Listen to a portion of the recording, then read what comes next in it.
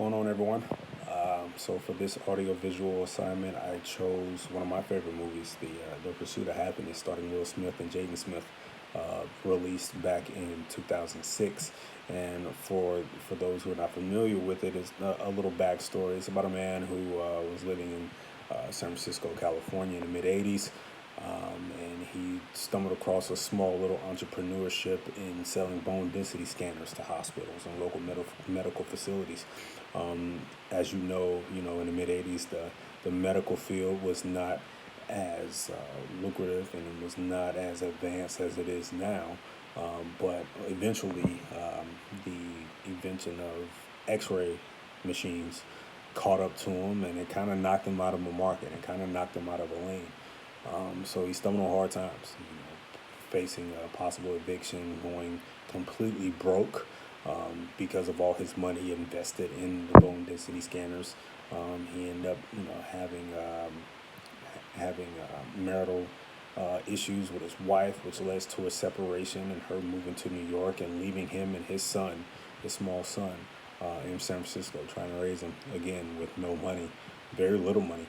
To the point of where they were living out of a train station bathroom. So he spent him and his son spent a night in the train station bathroom because they were, like I said, they fell on hard times. So why I picked that movie is because at this point in time I'm a single father as well. So I felt the emotion within the movie. I felt the despair. I felt the struggle. I felt the pressure on him to want to make things better, not only for himself, but for the little guy that's looking up at him and that he's trying to raise on a daily basis. So, throughout the movie, of course, he came across an internship at Dean Witter, a financial company. I believe it's stock brokerage, and he was in a pool full of much more credentialed candidates than he was, but eventually he won a position. He kind of worked his way up during the internship, and it wasn't easy. It wasn't easy at all. But he ended up finding that position. He ended up finding his pursuit of happiness. And the biggest thing that I learned from that movie is because, when it comes to the pursuit of happiness, everybody's pursuit is different. There's no one similar pursuit. There's no similarity when it comes to trying to find what makes us happy in life and what makes us comfortable in life.